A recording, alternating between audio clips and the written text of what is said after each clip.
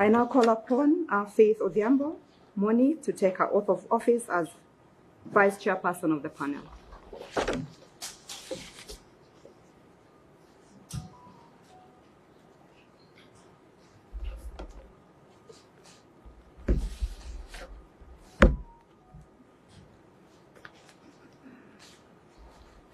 I, Faith Odhiambo Moni, having been appointed as the Vice Chairperson of the panel of experts on compensation of victims of demonstrations and public protests, do solemnly swear that I will well and truly serve as the Vice Chairperson of the panel, and do that in the exercise of my duties I shall obey, respect, and uphold the Constitution of Kenya and all other laws of the Republic. That I will not, other than in the discharge of my duties or with written consent, directly or indirectly reveal any business or proceedings of the panel or any matter brought under my consideration or shall become known to me as Vice Chairperson of the said panel. And that I will faithfully and fully, impartially, and to the best of my ability discharge the trust and perform the functions and exercise the powers devolving upon me by virtue of this appointment without fear, favor, bias, affection, ill will, or prejudice. So help me God.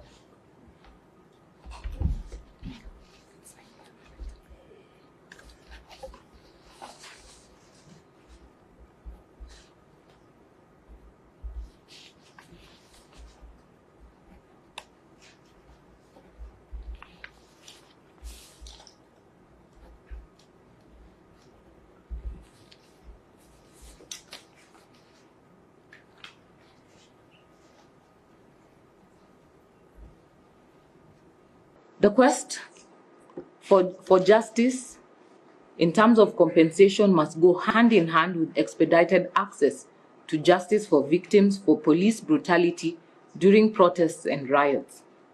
For over 1 year, I think I've become friends of the media and a lot of those civil society organizations and members of the public. But we have known no peace since the 18th of June 2024, where my phones have never stopped ringing with phone calls, messages, and WhatsApp alerts from Kenyans in distress. I've responded to calls even at 3 a.m. in the morning, on Sundays, even when at church. And when they could not reach me, they would reach my colleagues in council and even friends of schoolmates. Many a times the calls came from common Kenyans who continue to grapple with the nationwide apprehension on the state of accountability for human rights violations, the efficacy of the criminal justice system, and responding to state-sanctioned infractions, and the role of government, the public, and civil society in ensuring holistic justice for all victims.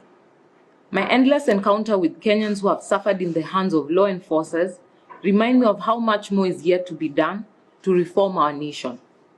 Every conversation with inconsolable family members of victims who paid the ultimate price has probed whether a country can claim conscience when it harms its own people and leaves victims to fend for dear self in the unyielding hope that a system that has never appeared to put them first will somehow serve their interests. The tale of forgotten victims languishing in untold pain while holding on to the perpetual illusionary hope can no longer be the Kenyan story. I take up this responsibility, and let it be known that I have in no way betrayed your trust. Let it be clear that access to criminal justice remains critical to me. In our quest to promote and protect the rule of law as an essential element in the enjoyment of the fundamental human rights and freedoms. Faith Odhiambo will not let you down. The bloodshed of our comrades must not be in vain. And no, I will not take any prisoners. I will instead keep you informed of the developments, and at no point shall I act to negate the gains that we have made together as a country.